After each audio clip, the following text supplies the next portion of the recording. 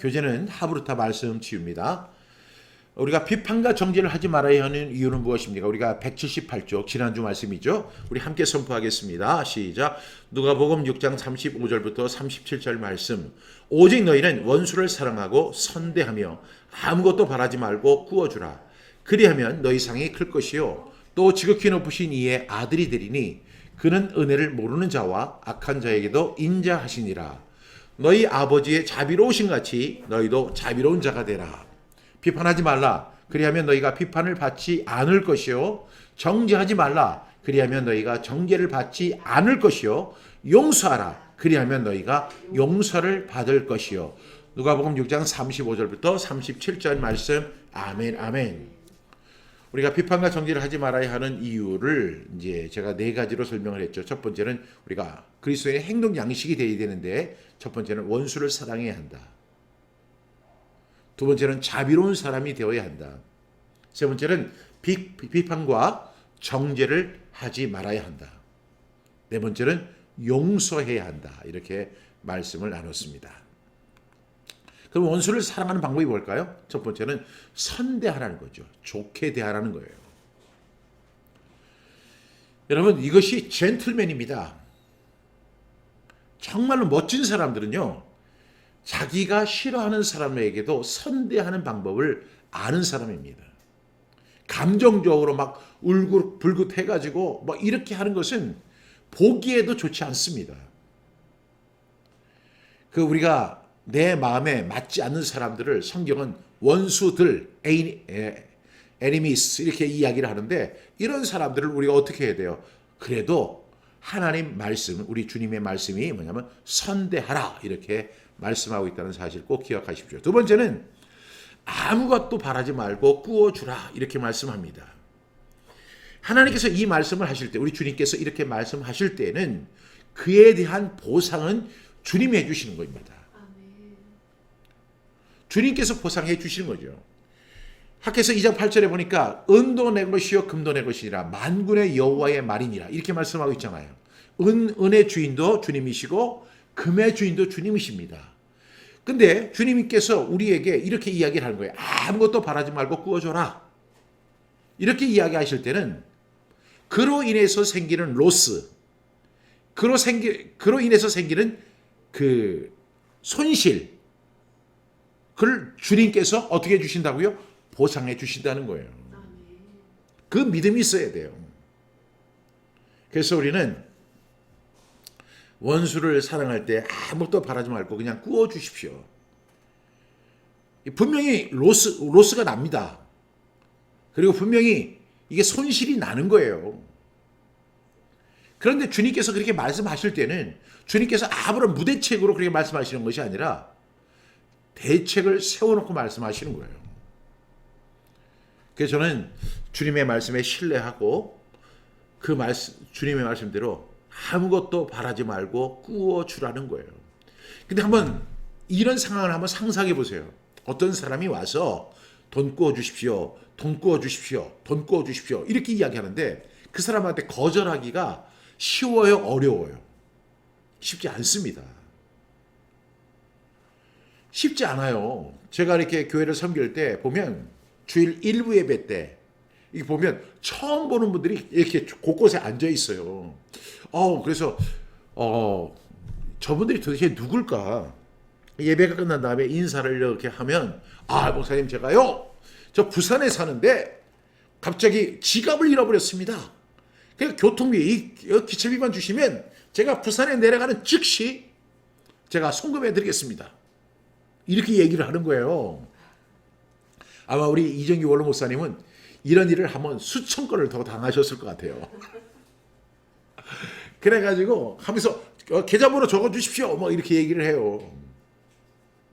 근데 그렇다고 해서 그 시간에 가가지고 제가 재직회 가서 저 사람이 지금 그 교통비 달라고 하는데 재직회에서 지금 통과시켜 주십시오 이렇게 얘기할 수가 없잖아요.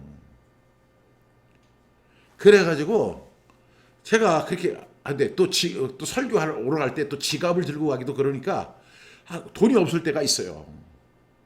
그래서 제가 이제 어떻게 했냐면 그런 사람들이 일부 예배 때 종종 앉아서 이렇게 하면 이제 예상을 하는 거예요. 예상을 해가지고 5만 원짜리 봉투를 한 5개 정도를 준비를 하는 겁니다. 아니나 다를까 봉투를 딱 넣고 있는데 목사님, 저는 부산에서 온 송도입니다. 제가 갑자기 이렇게 다니다가 갑자기 지갑을 잃어버렸어요. 그래서 지금 교통비만 주시면 제가 부산에 도착하는 즉시 제가 송금해 드리겠습니다. 아니, 그분은 부산에다 전화해가지고 송금만 하면 되는데 왜 저한테 그렇게 하는지 모르겠어요. 어쨌든 간에 그래서 제가 이렇게 그럼 목사님 계좌번호 적어 주십시오. 그래서 제가 또 계좌번호를 또 미리 거기다가 다 적어가지고 딱 줍니다. 봉투에 계좌번호가 있어요. 지금까지 단 한 건도 제가 받지 못했어요.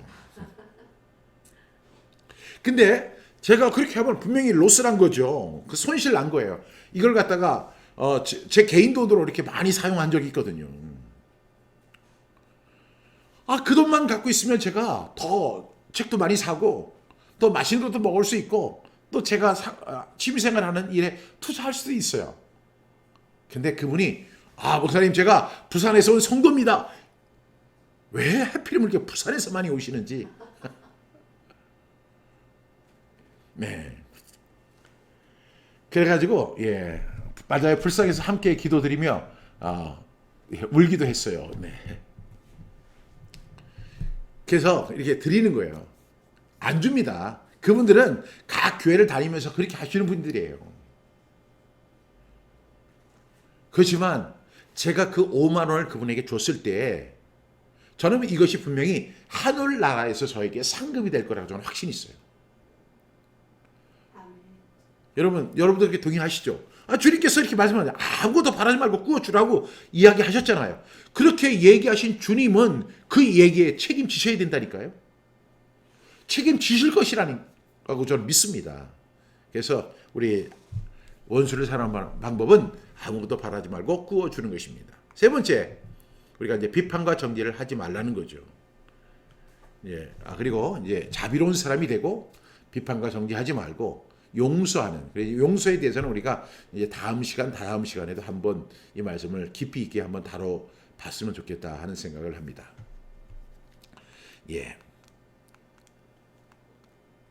우리 잠시 기도하고 오늘 말씀 함께 나누도록 하겠습니다. 참으로 좋으신 하나님, 봄이 오지 않을 것 같은 그런 느낌이었습니다. 그런데 봄은 여지없이 찾아왔습니다. 그리고 이 봄이 찾아옴으로 인해서 만물이 소생함을 우리 눈에 목격하게 해주십니다.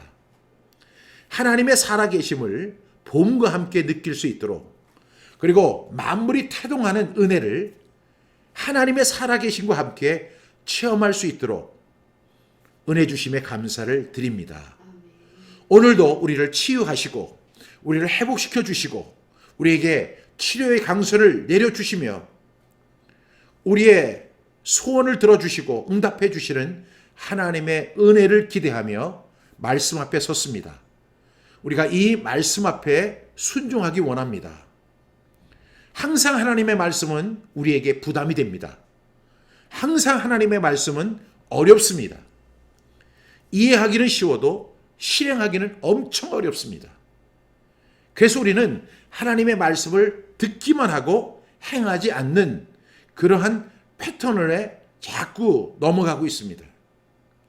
하나님의 말씀에 동의하지만 그 말씀에 대해서 진지하게 고민하지 않고 그 말씀을 실행하고 적용하는데 너무나 인색했음을 주님 앞에 고백합니다. 그래서 오늘의 시간이 필요하고 또 우리의 치유를 위해서, 우리의 회복을 위해서 다시 한번 하나님 말씀 앞에 섰습니다. 하나님 도와주시옵소서.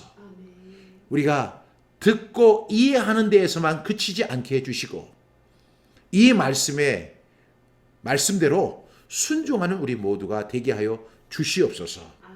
예수님의 이름으로 간절히 기도드렸습니다. 아멘. 오늘 말씀은 100번입니다. 100번. 인내하는 사람이 회복되는 이유는 무엇입니까? 우리 함께 선포하겠습니다. 시작. 야고보서 5장 11절 말씀. 보라, 인내하는 자를 우리가 복되다 하나니 너희가 욥의 인내를 들었고 주께서 주신 결말을 보았거니와 주는 가장 자비하시고 긍휼히 여기시는 이시니라.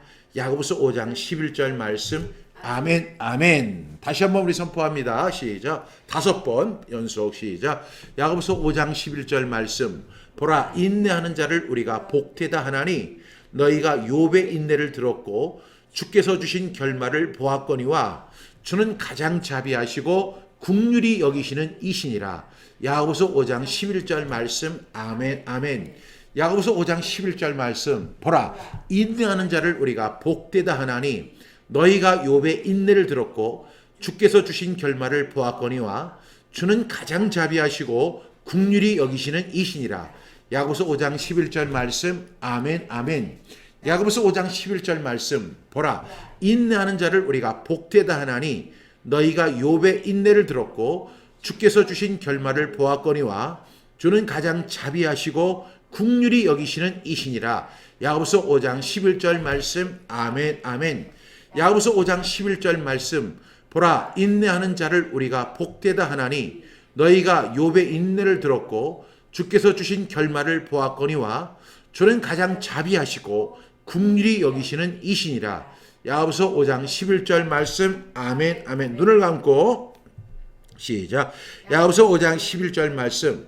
보라, 인내하는 자를 우리가 복되다 하나니 너희가 욥의 인내를 들었고 주께서 주신 결말을 보았거니와 주는 가장 자비하시고 긍휼히 여기시는 이시니라. 야고보서 5장 11절 말씀. 아멘, 아멘. 오늘은 인내에 대해서 우리가 함께 말씀을 나누려고 합니다.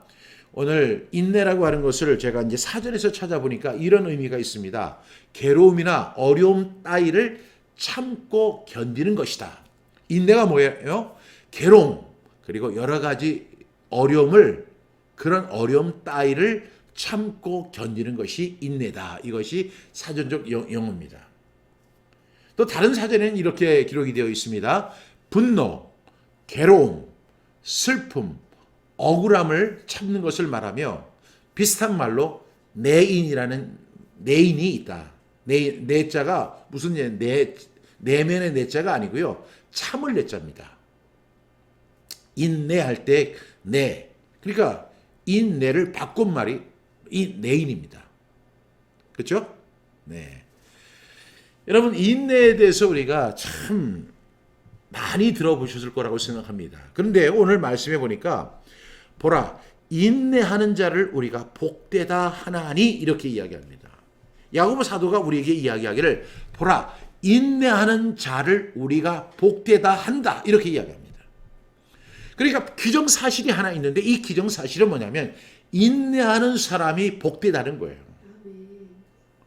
여러분, 어떤 사람이 주님 앞에 기도합니다. 주님, 저에게 인내를 허락하여 주시옵소서. 주여, 저에게 인내를 허락하여 주시옵소서. 참고 견디는 능력을 허락하여 주시옵소서.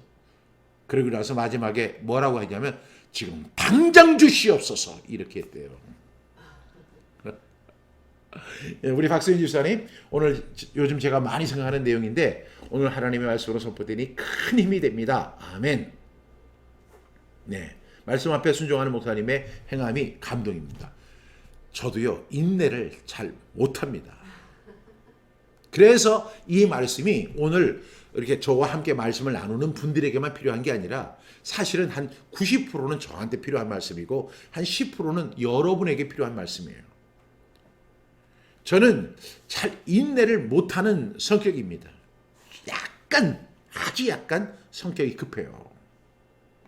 그래서 인내를 잘 못합니다. 그런데 성경은 이렇게 이야기하죠. 보라, 뭘 보라는 거예요? 인내하는 자를 우리가 복되다 한다. 그러니까 일반적으로 기정사실로 상식적으로도 인내하는 사람이 복되다라고 이야기한다는 거예요. 그러면서 그 인내에 대한 사례를 가지고 이야기합니다. 그 사례가 뭐냐면 너희가 욥의 인내를 들었다는 거예요. 욥의 인내. 여러분, 욥기는 1장부터 시작해서 42장까지 이렇게 이어져 있습니다. 그러면 여러분,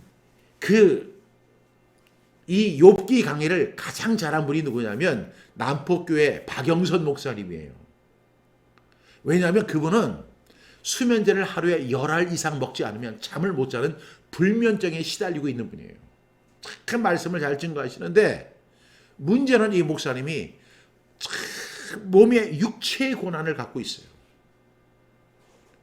육체의 고난을 갖고 계신 목사님이신데 그래서 그런지 그 목사님의 그 욥기 강해가 참 도전이 돼요. 그리고 정말로 실제적이다 하는 느낌이 들어요. 다른 목사님들은 강해 자체를 잘 안 합니다.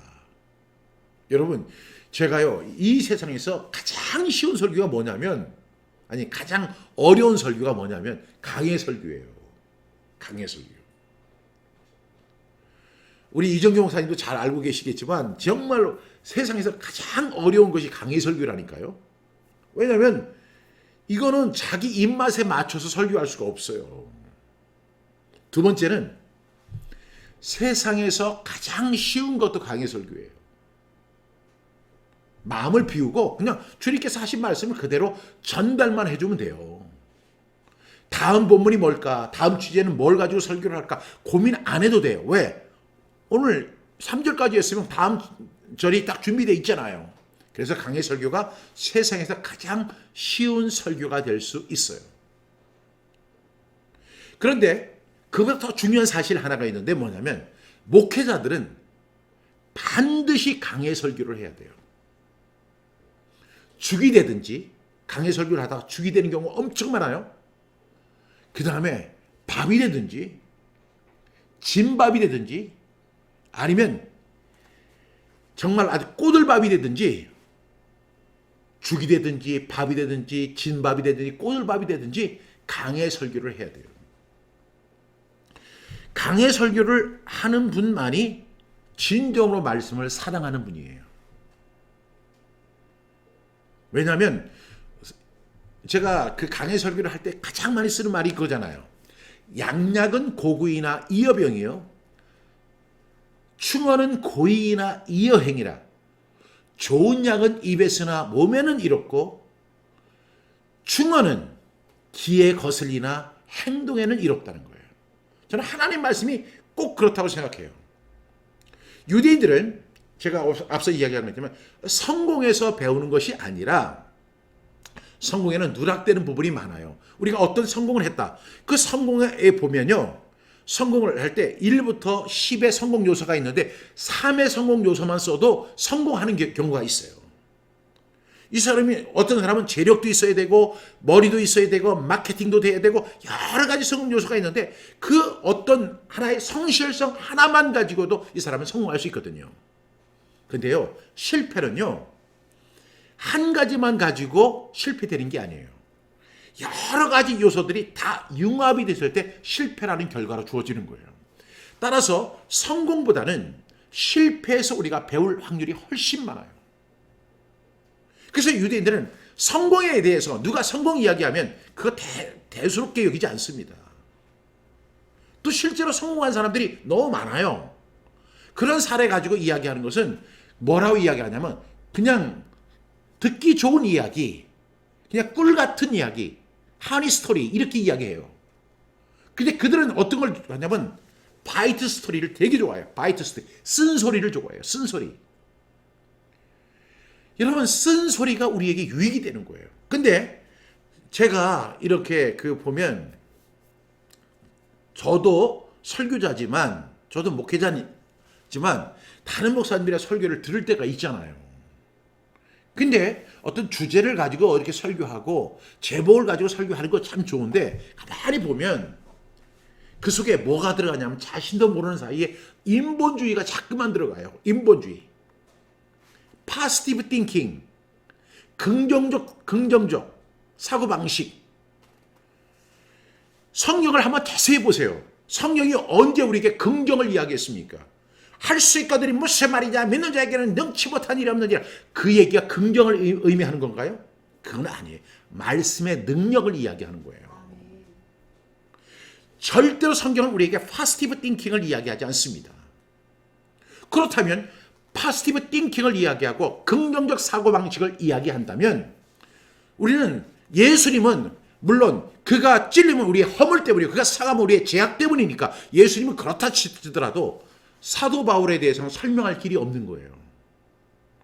여러분, 사도 바울은 온통 고난이었어요.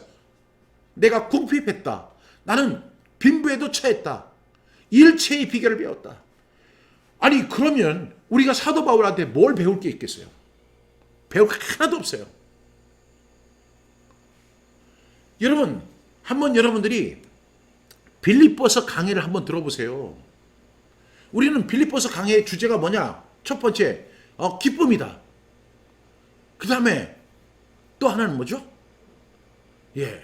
구원이다. 이렇게 이야기하지만 사실 그 속에는요, 엄청나게 많은 그 쓴소리가 많아요. 빌립보서에. 우리가 항상 기뻐하라. 주 안에서 다시 말하노니 기뻐하라. 너희 관용을 모든 사람에게 알게 하라. 주께서 가까우시니 아무것도 염려하지 말고 다른 오직 모든 일에 기도와 간구로 너희 구할 것을 감사함으로 하나님께 아뢰라. 그리하면 모든 지각에 뛰어난 하나님의 평강이 그리스도 예수 안에서 너희 마음과 생각을 지키시리라. 참말로 형제들아, 한번 쭉 나오잖아요.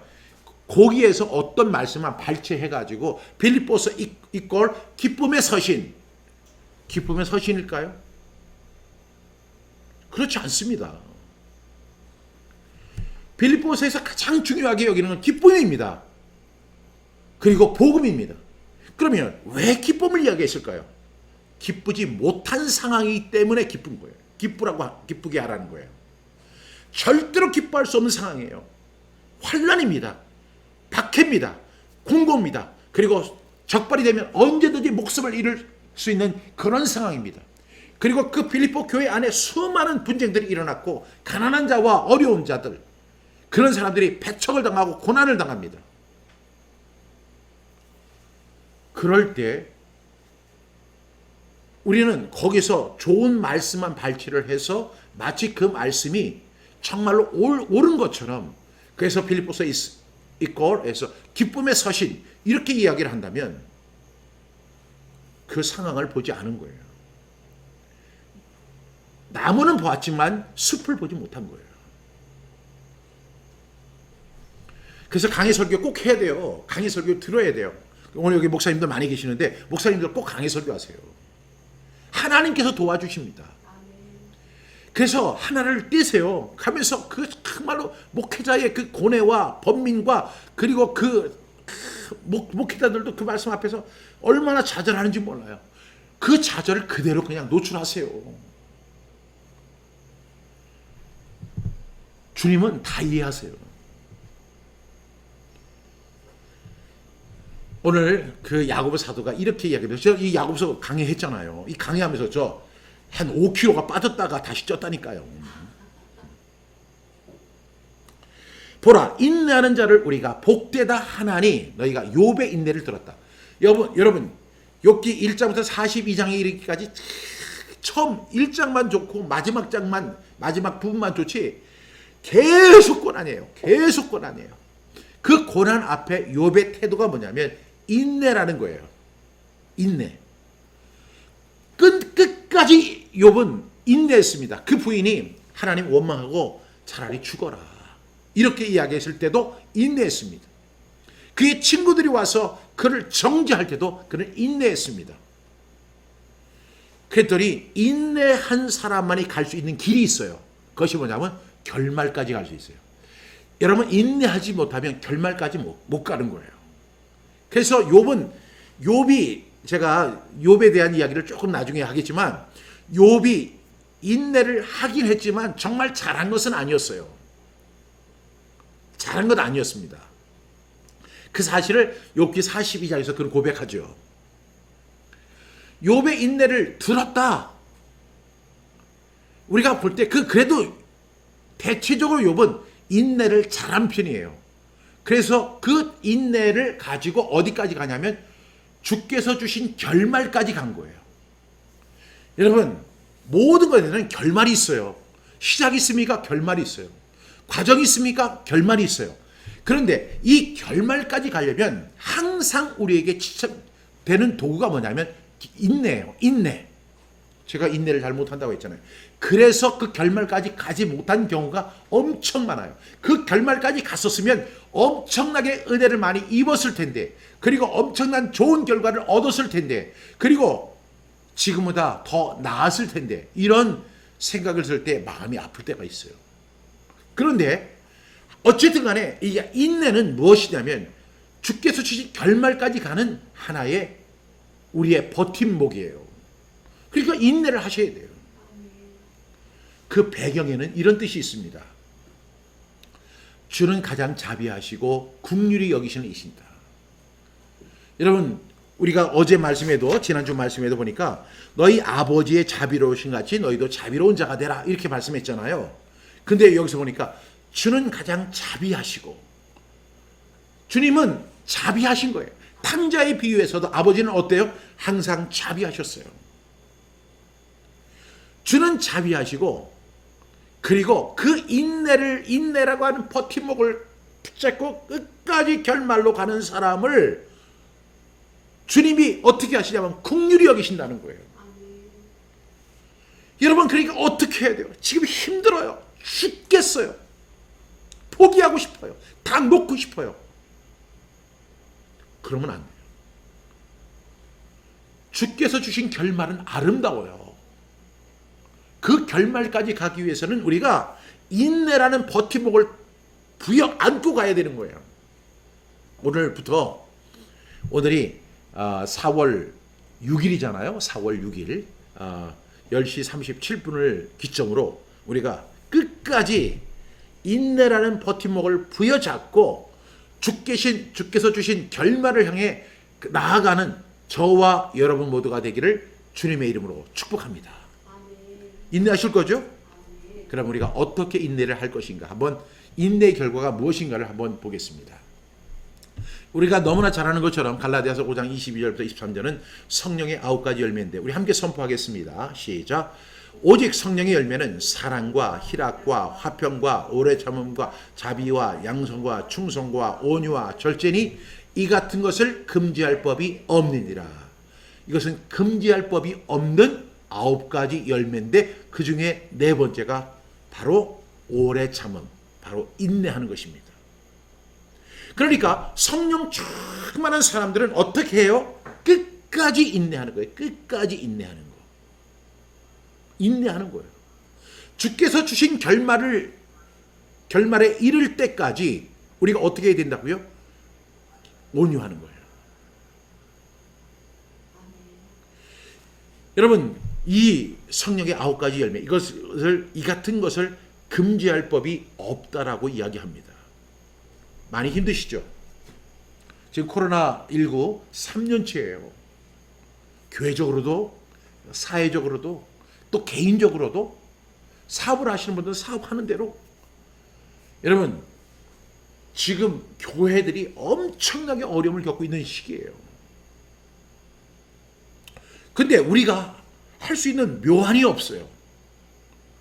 제가 무슨 힘이 있다고 이 코로나19를 나라님도 하지 못하는 일을 어떻게 제가 이 코로나19 기도할 뿐이에요. 이 어려움들이 속속 지금 여러분 기름값이 거의 2배로 뛰었어요. 러시아와 우크라이나 전쟁으로 인해서 또 국가 정세로 인해서 기름값이 계속 폭등하고 있어요. 정부에서 30%까지 유류세를 갖다가 줄여줘도 계속해서 기름값은 오를 전망이에요. 여러분, 기름값을 넣을 때마다 경제를 우리가 체감하잖아요. 어려워요. 그런데 여러분, 우리가 꼭 기억해야 할 것은 주께서 주신 결말은 분명히 존재해요. 그리고 그 주께서 주신 결말을까지 가려면 인내라고 하는 버팀목을 끝까지 부여잡고 가셔야 돼요. 인내는 미덕이 아니에요. 이거는 우리의 생사에 달린 것이고 주께서 주신 결말을 우리가 볼 수 있는 유일한 길이에요. 그래서 성령의 9가지 열매에서 이 오래 참음은 4번째의 열매로 나타나는 것입니다. 그럼 우리는 어떻게 인내할 것입니까? 첫 번째로는 이렇게 하십시오. 무조건 참는 것이 아니라 약속을 믿으라는 것입니다. 무조건 참는 것이 아니라 약속을 믿으십시오. 여러분, 우리가 무조건 참는 것은요, 이것은 지혜로운 방법이 아니에요. 물론 안 참는 사람보다는 낫겠지요. 어떤 사람이 병에 걸렸어요. 막 열이 40도까지 올라요. 근데 그 열이 나니까 막 오한이 나고 막 그렇게 막 춥고 막 그렇게 고통스러운데 이 사람은 그냥 무조건 참는 거예요. 그건 지혜로운 방법이 아니에요. 그때 그 사람은 약속을 믿어야 돼요. 이브로펜 그거 하나 먹으세요 하고 의사가 이야기를 했어요. 그 약속, 이브로펜을 먹으면 훨씬 좋아질 것입니다 라는 약속을 줬어요. 그러면 그 사람은 어떻게 돼요? 무조건 나는 참아야 돼. 무조건 참아야 돼. 그렇게 하지 말고 그 의사의 약속을 믿고 이브로펜을 드십시오. 그러면 열이 떨어지게 될 것입니다. 때로는요, 의사가 우리에게 약 먹지 마십시오, 이렇게 이야기하는 경우가 상당히 많습니다. 제가 그게 문화적 충격인데요. 제가 이제 호주에서 이렇게 사역을 할 때 우리 성도님들, 한국에서 오신 성도님들이 한국에서 이제 혈압약을 이렇게 뭐 1년 이렇게 타왔는데 뭐 한계가 있잖아요. 뭐 3개월치, 6개월치는 타왔는데 이제 그 기간이 넘었어요. 그러니까 이제 여기 호주 의사한테 이제 처방을 받아서 혈압약을 타러 갔습니다. 근데 이분이 영어 안 되니까 이제 제가 같이 이제 동반을 했죠. 그래 가가지고 제가 이 사람은 지금 한국에서 고혈압으로 인해서 그 약을 먹던 사람인데 약이 다 떨어졌습니다. 그래서 지금 약을 처방받기 위해서 오늘 이렇게 데리고 왔습니다. 이렇게 얘기하면 그 사람이 막 이렇게 그걸 쳐요. 그랬더니 뭐라고 이야기하냐면 지금부터 약 먹지 마세요. 제가 건강이 좋아졌습니까? 아니요. 건강이 좋아진 게 아니라 그 정도는 운동이나 다른 방법으로 해야지 약을 먹는 것은 바람직하지 않습니다. 이렇게 얘기를 해요. 그러면 이 사람이 제가 이렇게 통역을 해줬으면 목사님, 이 의사가 이렇게 이야기하니까 참 신뢰가 있네요. 한국에서 의사는 꼭 혈압약을 먹으라고 하는데 이 사람은 약을 먹지 말라고 하고 운동을 하라고 하니까 이 말이 참 좋게 들립니다. 이렇게 얘기하면 좋은데 이 사람은요, 약속을 믿지 않아요. 의사의 말을 믿지 않아요. 뭐라고 하냐면, 목사님 다른 병원 갑시다. 근데 호주 의사들은요, 정말로 인색한 것이 뭐냐면 절대로 혈압약 함부로 안 줍니다. 두 번째, 감기약 절대 안 줍니다. 감기는 그냥 참고 견디라고 그래요. 세 번째, 주사, 인젝션 절대 안 놔줍니다. 한국에서는 뭐만 아프다고 하면 가서 오늘 주사 맞고 가세요 해가지고 주사 딱 맞고 가면 당장 효과가 있잖아요. 근데 주사를 놓으라고 얘기를 안 해요. 그래가지고 이 사람은 좀 주사가 필요한 것 같습니다. 그러니까 그 의사가 저한테 화를 내면서 얘기하는 거예요. 당신이 의사입니까? 이렇게 물어봐요. 그래서 I am not. 그랬더니 제 말을 믿으십시오, 이렇게 이야기하는 거예요. 근데 제 생각에 저는 의학을 공부한 사람이 아닙니다. 근데 약간의 의학 상식은 있어요. 그러면 약간의 의학 상식을 갖고 있는 사람이 의사하고 견주어 볼 때 제 의학 상식이 이 의사보다 뛰어나다고 생각할까요? 절대 그렇지 않아요. 저는 전문적으로 의학을 공부한 사람이 절대 아닙니다. 따라서 의사가 그렇게 얘기했다면 그 약속, 그 말을 믿는 것이 중요한 것입니다. 따라서 우리가 어떻게 인내할 것인가? 여러분 한번 잘 생각해 보세요. 무조건 참는 것이 아니에요. 왜냐하면 주께서 주신 결말을 우리가 보기 위해서는 인내해야 되지만, 여러분 그 속에도 약속이 담겨져 있다는 사실 여러분 믿으세요? 그 속에 약속이 있어요. 그 약속을 믿으셔야 돼요. 여러분 보세요. 우리 요한계시록 14장 12절 말씀 한번 우리 선포합니다. 시작. 성도들의 인내가 여기 있나니 그들은 하나님의 계명과 예수에 대한 믿음을 지키는 자니라 그랬어요. 여러분 요한계시록에 보면 14장 12절에 보니까 이제 그 성도들이 환난을 당합니다. 그런데 이 환난을 당할 때 성도들의 인내가 필요합니다. 이때 인내가 절절하게 필요해요. 근데 그 인내에 대한 근거가 있어야 돼요. 무조건 참는 게 아니에요. 그건 그렇게 하면 못 참아요. 하나님의 계명을 가지고 있어야 돼요. 하나님에 대한 계획, 하나님의 말씀, 그리고 예수에 대한 믿음, 이것을 지켜야 돼요. 무조건 참는 게 아닙니다. 우리가 인내하는 것은 분명히 근거가 있어야 돼요. 약속이 있어야 돼요. 하나님의 계명이 있습니다.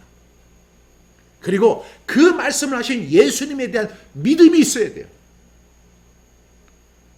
여러분, 그래서 우리는 어떻게 해야 된다고요? 절대로 그냥 인내하는 것이 아니에요. 무조건 참는 것이 아니에요.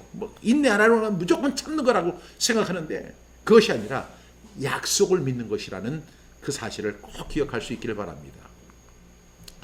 로마서 5장 2절부터 4절 말씀 시작. 또한 그로 말미암아 우리가 믿음으로 서 있는 이 은혜에 들어감을 얻었으며 하나님의 영광을 바라고 즐거워하느니라. 다만 이뿐 아니라 우리가 환난 중에도 즐거워하나니 이는 환난은 인내를, 인내는 연단을, 연단은 소망을 이룬 줄 알미로다. 여러분, 이것을 분명히 알아야만 인내할 수 있어요. 지금 우리는 굉장히 어려움을 당하고 있어요. 그러나 우리가 이 어려움, 이것을 극복하고 인내할 수 있고 오래 참을 수 있는 근거가 뭐냐면 그 하나님의 은혜를 아는 거예요. 은혜에 들어감을 얻었기 때문에, 그리고 하나님의 영광을 바라고 즐거워할 수 있기 때문에 그 약속이 있어야 돼요. 약속. 그것을 바라보면서 우리가 인내하고 오래 참아야 돼요. 그래서 3절에는 이렇게 얘기해요. 다만 이뿐 아니라 우리가 환난 중에서도 즐거워한다. 환난 속에서 어떻게 즐거워할 수 있어요? 그런데 즐거워할 수 있는 요소가 있다니까요.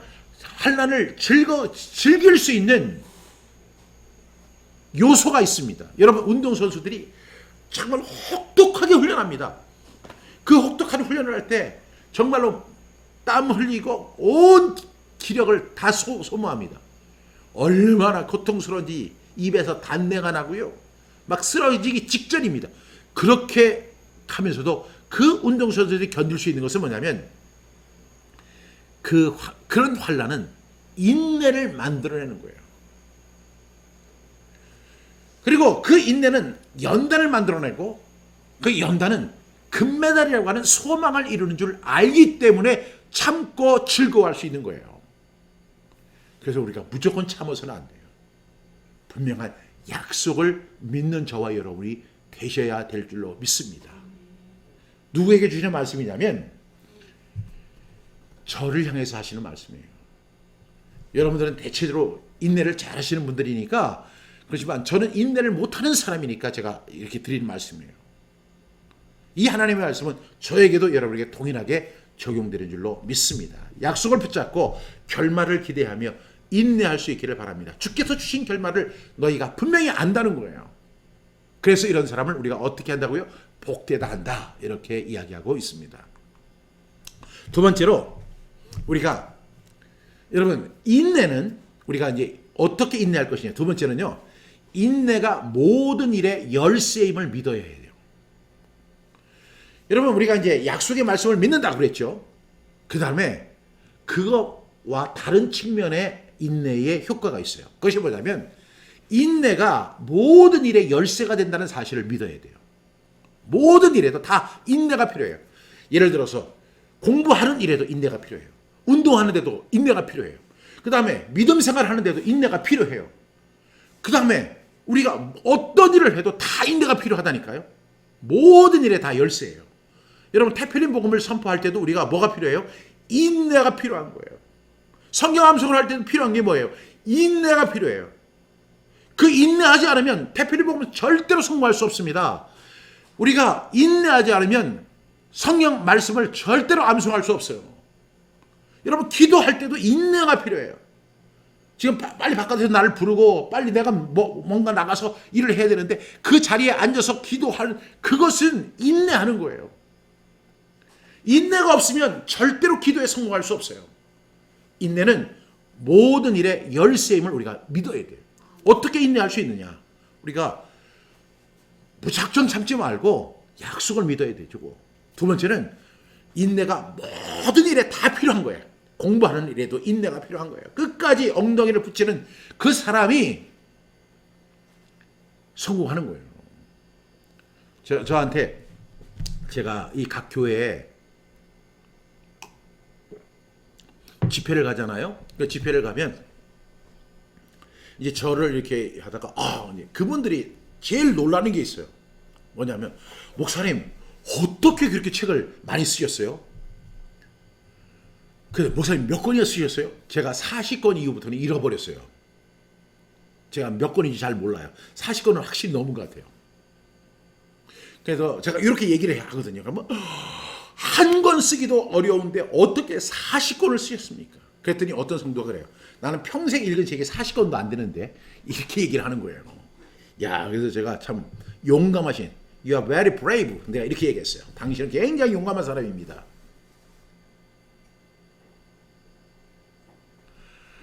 아니 그러면서 꼭 목사님 어떻게 책을 이렇게 쓰세요? 이렇게. 제가 그때 하는 말이 하나 있어요. 그게 뭐냐면 이래요. 책은 엉덩이로 씁니다. 이렇게 얘기해요. 책은 엉덩이로 씁니다.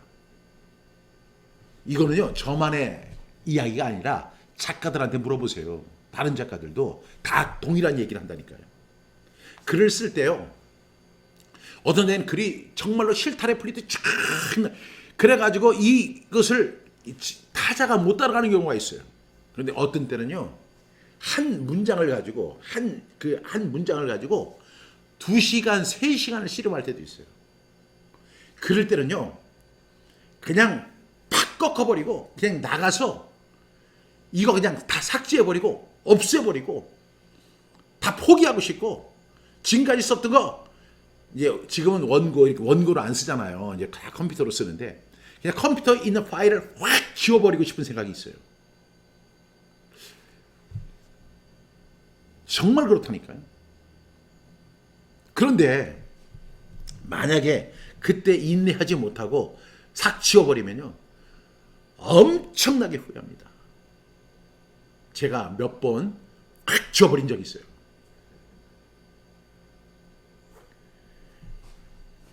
글은 엉덩이로 쓴다.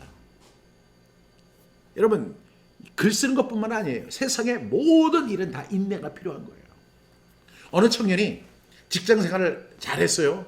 그 직장에서 이제 또박또박 월급을 받는 거예요. 근데 이 청년이 생각해 보니까 이 받는 월급을 가지고는 미래가 보장되지 않는다는 생각이 드는 거예요. 이거 뭐 한 달에 뭐 200만 원, 300만 원 받아가지고 내가 이거 가지고 한 달 생활하고 남는 돈 가지고 그 뭐 집을 사고 이 계획이 전혀 세우지 않는 거예요. 그래서 이 청년이 창업을 계획합니다. 그 창업을 하게 된 것이 뭐냐면 바로 치킨집이에요. 치킨집. 자기는 직장 생활하면서 온갖 수모 다 당하고 더러운 일 다 당하고 부끄러운 일 다 당하고 그리고 시간을 낭비하는 것 같은 그런 일을 했어요. 그렇게 해서 결국 그 한 300만 원 받는 거 그것 때문에 자기는 그 한 달을 소모한 게 너무너무 아까운 거예요. 내가 이 능력, 이 시간, 이 노력을 하면 내가 내 사업을 해서 300만 원? 아이고 하루에도 300만 원 벌어 나는. 그리고 회사를 갖다가 과감하게 때려치우고 그리고 드디어 창업을 하게 된 거예요. 근데 이 청년의 특징이 뭐냐면 그 일에 대해서 끝까지 주께서 주신 결말을 보지 못한 사람이에요. 이 사업을 할 때도 주께서 주신 결말을 끝까지 보지 못할 가능성이 있는 거예요. 왜? 창업은 쉬운가요? 더 어려운 거예요. 여러분, 그래서 결국 그 청년이 그렇게 어려움을 당하는 거예요. 그런데 우리가 꼭 기억해야 할 것은 그러한 과정 속에 있다 할지라도 반드시 인내가 필요하다는 사실을 끝까지 믿고 장사가 잘 되든 안 되든 참고 인내하고 견디고 나가는 거예요. 왜? 인내는 모든 일, 치킨집을 하는 것까지 해도 인내가 필요합니다. 인내가 열쇠예요. 그래서 제가 그림을 하나 보여드리는데 인내는 모든 일의 열쇠이다. 이렇게 하는 그림이에요. 여러분 동의하세요?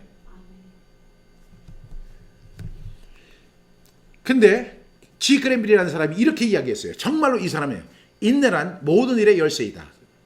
달걀을 깨트린다고 병아리가 나오는 게 아니다.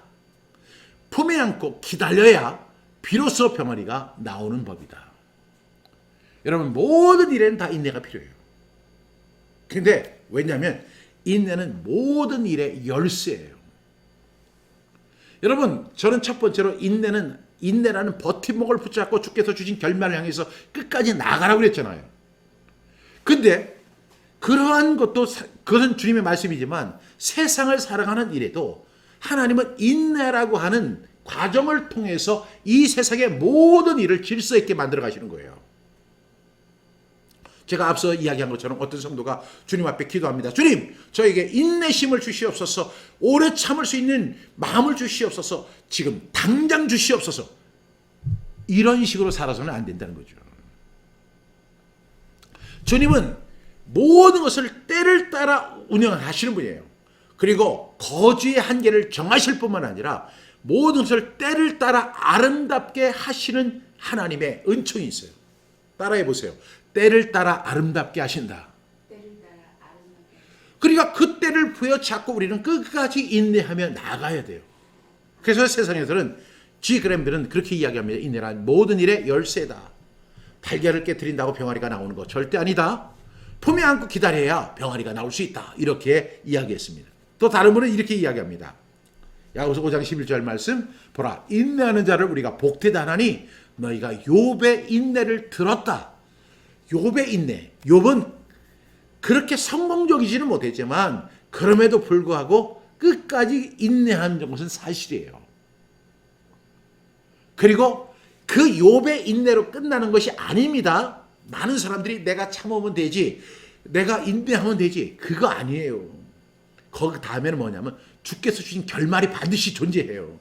끝까지 제가 그러면 한 살부터 제가 90살까지 살 때 맨날 인내만 하고 사는 게 아니라 어떤 일에 대해서 주께서 주신 결말은 항상 존재한다는 거예요. 인내를 마감하는 결말의 시간이 있다는 거예요. 근데 그때까지 가야만 뭐가 되죠? 성공의 열쇠가 되는 것입니다. 왜냐하면 하나님은 자비하시고 긍휼히 여기시는 분이시기 때문입니다. 야고보서 이제 이 말씀 우리가 이제 그 야고보서 5장 11절 말씀을 나눴지만 그 전에 벌써 7절에서 8절은 그 야고보 사도가 이렇게 이야기합니다. 시작. 그러므로 형제들아 주께서 강림하시기까지 길이 참으라. 보라, 농부가 땅에서 나는 귀한 열매를 바라고 길이 참아 이른 비와 늦은 비를 기다리나니 너희도 길이 참고 마음을 굳건하게 하라. 주의 강림이 가까우니라. 예, 때를 따라 아름답게 하신다. 때에 맞게 질서를 이루어 가시는 하나님. 아멘. 보세요. 어떤 사람이 농부가 씨를 뿌렸어요. 그런데 씨가 그 다음날 바로 나가지고 그 다음날은 추수를 하는 경우 절대 없습니다. 주 예수의 강림이 임하실 것입니다. 그러나 그때까지 우리는 어떻게 해야 돼요? 길이 참아야 돼요. 끝까지 참으라는 거예요. 길이 참으라는 것은. 근데 마치 뭐와 같냐면 보라, 농부가 땅에서 나는 귀한 열매를 바라고 길이 참아서 이른 비와 늦은 비를 기다리나니. 여기서 계속해서 반복하는 말이 뭐예요? 길이 참아라, 길이 참아라, 길이 참아라. 그리고 그 길이 참는 가운데 자꾸만 마음이 흔들릴 때가 있어요. 내가 이것을 이렇게 참는다고 되는 게 이게 옳은 것일까? 그때 마음을 굳건하게 하라는 거예요. 마음을 굳건하게 하라. 주의 강림이 가까우니라. 여러분, 주님께서도 우리에게 말씀하십니다. 길이 참으라, 길이 참으라.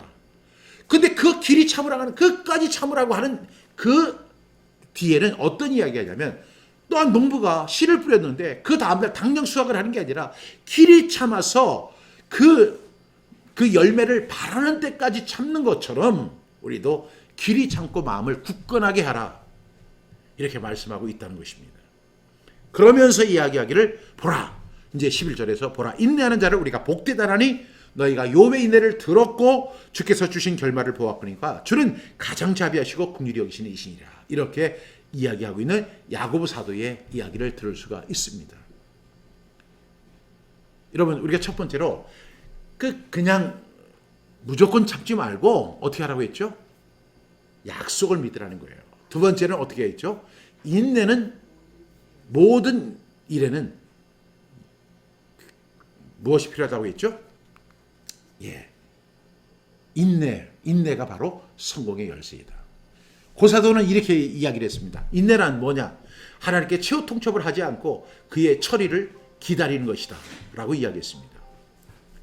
인내는 하나님에게 최후 통첩하지 않고 그의 처리를 기다리는 것, 이것이 바로 인내다라고 고사도는 이야기를 했습니다. 코리오는 이렇게 이야기합니다. 인내로서 기다림이 하나님의 뜻을 수행하는 가장 고상한 길이다. 여러분, 인내로서 기다림, 이것이 바로 하나님의 뜻을 수행하는 가장 고상한 길이다라고 이야기했어요. 여러분, 인내가요, 우리가 생각했던 것보다, 우리가 상상했던 것보다 더 효과적이고 더 하나님 기뻐하신 일인 것을 우리가 알게 됐죠. 여러분, 꼭 그렇게 되어지기를 주님의 이름으로 축복합니다. 김남천 선생님이 그렇게 말씀해 주셨어요. 인내는 결국 나를 행복하게 하는 길이라고 생각이 듭니다. 그렇습니다. 네. 이양인 사모님, 참어린자가 셋이면 살인도 면한다는 옛말이 있습니다. 예, 그 참어린자 3번만 쓰면 정말 살인도 면한다는 그런 이야기를 우리가 많이 들었죠. 세 번째로, 이제 고난은 인내 외에 해결할 방법이 없기 때문에 그렇습니다. 우리가 인내에 대해서 첫 번째는 뭐라고 했죠? 그냥 참지 말고 약속을 믿으라는 거죠. 두 번째는 모든 일에는 그 인내라고 하는 열쇠가 필요하다고 그랬어요. 그런데 이것은 가장 현실적인 이야기입니다. 고난은 인내 외에 해결할 방법이 없어요. 우리가 고난을 당하잖아요. 그런데 우리가 인내하지 않으면 그것을 해결하지 못합니다. 고난은 인내 외에는 해결할 방법이 없어요. 인내하셔야 돼요. 여러분, 수많은 고난들이 우리에게 임할 거예요. 경제적인 고난 엄청 힘들어요. 또 어떤 분은 자녀로 인한 고난 엄청 힘들어요. 또 어떤 분들은 형제 간의 불화, 이런 고난도 참 힘들어요. 여러 가지 고난들이 있죠. 다양한 고난들이 있는데 이 고난을 해결할 수 있는 방법은 뭐냐면 인내밖에 없어요. 그래서 우리는 인내하셔야 돼요. 여러분, 제가 오늘 욥기 42장 1절부터 6절 말씀을 여러분에게 소개하겠습니다. 이제 42장이 이제 욥기의 마지막 장이에요. 욥이 이 42장은 그 요약이 어떤 내용이냐면 욥은 마침내 자신의 교만을 인정해요. 그리고 진심으로 회개하는 장면이 나와요. 1절에 욥이 여호와께 대답하여 이르되 2절 주께서는 못하실 일이 없사오며 무슨 계획이든지 못 이루실 것이 없는 줄 아오니 이렇게 얘기합니다. 3절에 보니까 이렇게 이야기해요. 무지한 말로 이치를 가르친 자 누구이니까 나는 깨닫지도 못한 일을 말하였고 스스로 알 수도 없고 헤아리기도 어려운 일을 말하였나이다. 제가 설교자로서 늘 제가 고민하는 말씀이 이 말씀이에요. 제가 설교를 한다고 해서 저는 이 설교에 대한 말씀을 다 깨닫고 이 말씀을 다 적용하고 이 말씀 앞에 온전히 다 순종한 다음에 이 말씀을 우리 성도님들에게 드리면 참 좋은데 저는 그런 면에서는 상당히 부족한 것 같아요. 어떤 때는 깨닫지도 못한 말을 말하고 알 수도 없고 헤아릴 수도 없는 그런 어려운 일을 제가 말하면서 마치 제가 오늘 설교 잘했다라고 생각하는 착각을 할 때가 있다는 거예요. 이게 뭐예요? 교만입니다. 4절에 보니까 내가 말하겠사오니 주는 들으시고 내가 주께 묻겠사오니 주여 내게 알게 하옵소서. 5절 말씀 내가 주께 대하여 귀로 듣기만 하였사오나 이제는 눈으로 주를 배웁나이다. 6절 말씀 그러므로 내가 스스로 거두어 드리고 티끌과 제 가운데서 회개하니이다. 여러분, 우리가 오늘 그 말씀, 그 욥기 오늘 말씀, 야고보서 말씀이죠. 보라, 인내하는 자를 우리가 복되다 하나니 너희가 욥의 인내를 들었고 주께서 주신 결말을 보았거니와 주는 가장 자비하시고 긍휼히 여기시는 이시다. 이렇게 말씀하고 있잖아요. 그렇죠? 그러면 그때 이 내용이 뭐예요? 욥이 내가 이제 죽게 대하여 귀로만 듣기만 하였었는데 이제는 눈으로 주를 봅니다. 이 고백. 여러분, 귀로만 듣던 하나님, 그냥 한쪽 귀로 듣고 한쪽 귀로 흘려버리는 그 하나님의 말씀, 뭐예요? 자기가 여전히 교만한 거예요. 욥이 그 사실을 철저하게 깨닫는 거예요. 그래서 6절 말씀에 그러므로 내가 스스로 거두어드리고, 지금 했던 모든 말, 그 친구들과 함께 이야기했던 그 모든 말들이 있죠. 다 거두어드리고, 대만 사람은 엘리바스라, 그리고 그 수아 사람 발단, 나마의 사람 소발, 이런 사람에게 했던 모든 말 다 거둬드립니다. 저 잘못했습니다. 저 이런 말을 할 때 저는 의롭다고 제 자신한테 이렇게 이야기한 거고, 저는 아무런 잘못이 없는데 이런 권한을 받았다고 저는 생각하고 있었습니다. 근데 제가 이제까지 죽게 대하여 귀로만 듣고 있었는데, 제가 이제 비로소 주님 깨닫습니다. 이제 비로소 깨닫습니다. 주님, 제가 이제 눈으로 주님을 봅니다. 이렇게 고백합니다. 그러면서 6절 말씀에 그러므로 내가 스스로 거두어드리고 티끌과 채 가운데서 회개합니다. 주님, 잘못했습니다. 잘못했습니다. 이제서야 제가 깨닫습니다. 제가 이제까지 지금 제가 당연시하다고 제가 옳다고 여기고 했던 모든 말들이 다 잘못되어 있고, 제가 무지중의한 이야기고 잘못된 말이고 깨닫지도 못한 말을 제가 했을 뿐입니다. 근데 이제 제가 비로소 주님을 봅니다. 이제까지는 주님을 귀로만 들었는데 이제는 눈으로 봅니다. 주님, 이제 주님. 그리고 그는 철저하게 엎드려 회개합니다. 여러분, 모든 문제를 해결할 수 있는 방법은 인내예요. 그리고 그 인내 속에 하나님의 참뜻을 볼 수가 있습니다.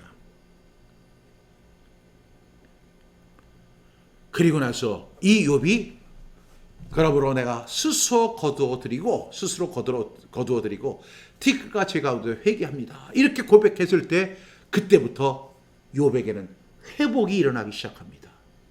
하나님께서 주께서 주신 결말을 보여주시는 거예요.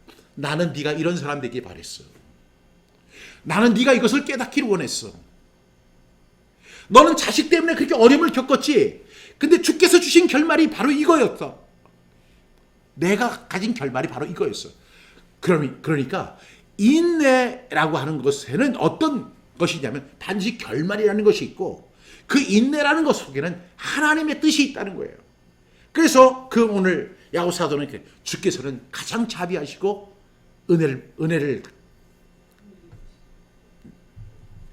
긍휼히 여기시는 분이시다. 이렇게 말씀하고 있는 거예요. 보라, 인내하는 자를 우리가 복되다 하나니 너희가 욥의 인내를 들었지 않느냐. 근데 욥의 인내의 하이라이트가 뭐예요? 끝까지 이제 스스로 거두어드리고 티끌과 재 가운데에서 회개합니다. 이제까지 나는 주님을 귀로만 들었어요. 눈으로 보지 못했어요. 근데 제가 비로소 주님을 눈으로 봅니다.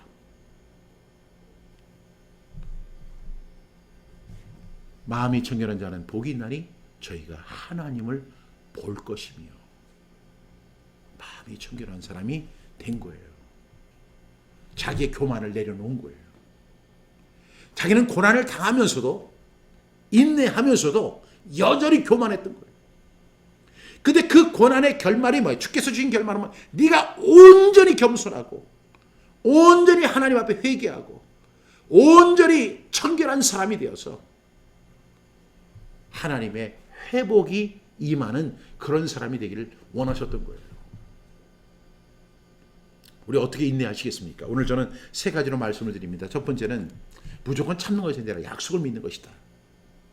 두 번째는 인내가 모든 일의 열쇠임을 꼭 믿으세요. 인내하십시오. 세상의 이치도 그렇습니다. 모든 일에 인내가 필요 없는 것이 없어요. 여러분, 우리는 남의 일 쉽게 생각하잖아요. 내가 하는 일은 다 어렵고 남들이 하는 일을 쉽게 생각합니다. 근데 여러분, 그것도 착각이에요. 내가 어떤 일을 하니까 엄청 어렵다. 저 사람이 저 일을 하는 거 굉장히 어려운 거예요. 내가 하는 건 다 어렵고 저 사람들이 하는 건 다 그냥 쉽게 다 넘어가는 것 같죠? 아니에요. 어떤 가정을 봐도요. 다 어려움이 있어요. 어떤 자녀를 봐도 다 어려움이 있어요. 어떤 남편을 봐도 다 어려움이 있어요. 어떤 아내를 봐도 다 어려움이 있어요. 이 세상에 어려움이 없는 게 어디 있어요. 근데 그때마다 제가 그 인내를 갖다 던져버리면 어떻게 해요? 인내는 모든 일의 열쇠임을 믿어야 돼요. 내가 겪는 것만 어려운 게 아니에요. 저 사람도 지금 다 인내하고 있고 어려움을 참고 있는 거예요. 그 인내라고 하는 버팀목을 잡고 어디까지 가느냐가 중요한 거예요. 어떤 사람은 가다가 중도 포기하는 사람도 있고, 어떤 사람은 70%까지 가다가 포기하는 사람이 있고, 어떤 사람은 90%까지 가다가 포기하는 사람이 있고, 어떤 사람은 95%까지 가다가 포기하는 사람이 있어요. 절대 포기하지 마세요. 인내가 모든 일의 열쇠예요. 여러분, 열쇠는 이렇게 갖다 이렇게 맞춰서 그 열 때 그것이 맞아야만 여는 거예요. 그게 100%가 돼야지 열리는 것입니다. 그러니까 그 열쇠를 끼워놓고 돌려서 문이 열리는 순간까지 우리는 어떻게 해요? 끝까지 인내하셔야 돼요. 여러분, 씨를 뿌렸다고 해서 그 다음날 싹이 나고, 우리가 광고를 했다고 해서 당장 홍보 효과가 나타나고, 그러면 세상은 너무 쉬워질 것이고 사람들은 너무나 교만해질 것이 분명합니다.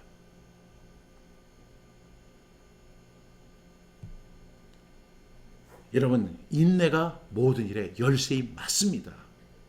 그것은 언제까지냐? 99%까지 가는 거 의미 없어요. 100%까지 가서 도달해서 열쇠를 꽂고 돌려서 문이 열려야만 되는 겁니다.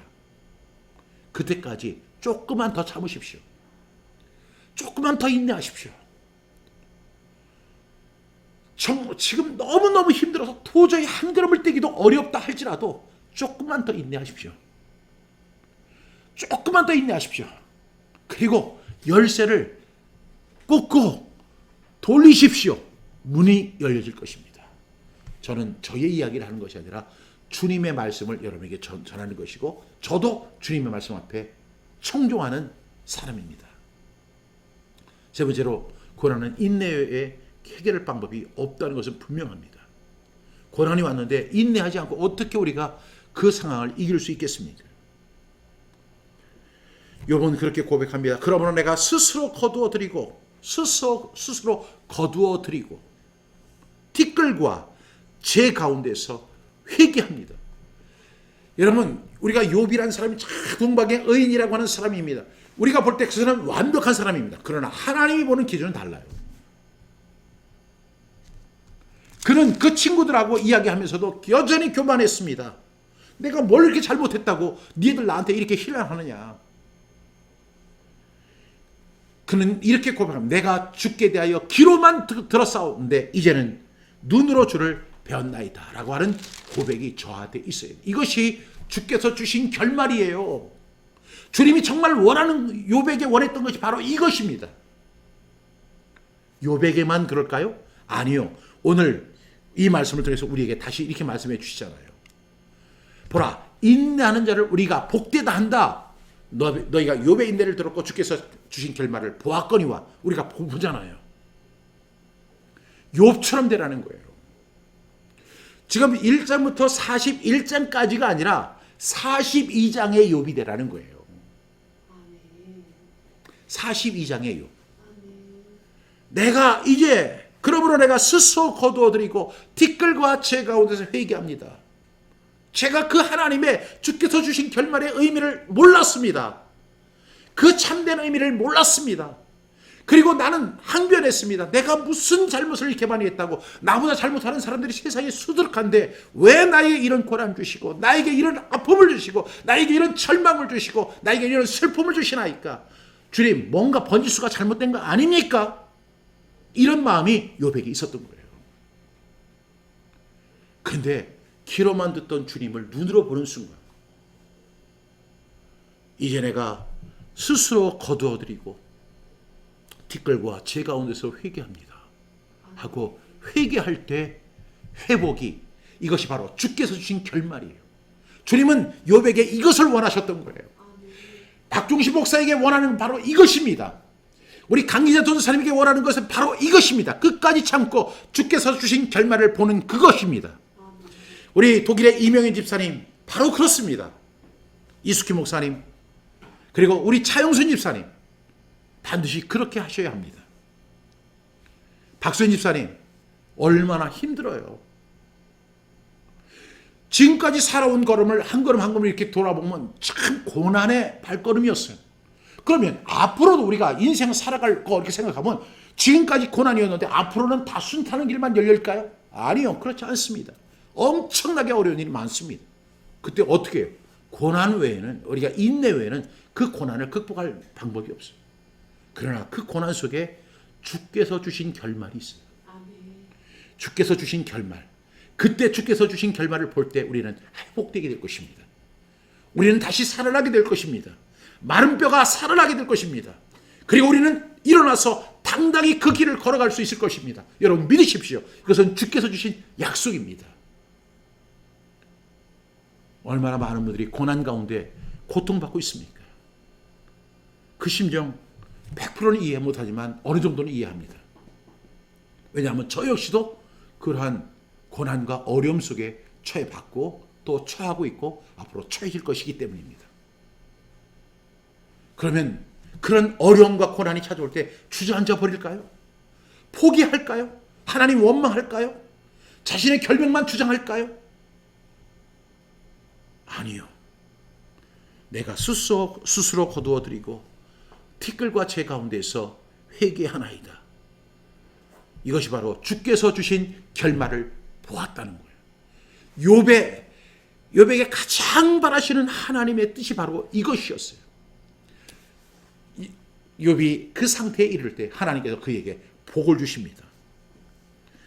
여호와께서 욥의 말년에 욥에게 천보다 더 복을 주시니 그가 양 14,000과 낙타 6,000과 소 1,000기리와 암나귀 1,000을 두었고 또 낙이 7과 딸 3을 두었으며, 그래서 17절에 보니까 그 후에 욥이 140년을 살며 아들과 손자 4대를 보았고 욥이 늙어 나이가 차서 죽었더라. 그 다음 말씀이 뭔지 아세요? 욥은 천국에서 하나님과 함께 동행하고 있더라. 여기에는 안 나와요.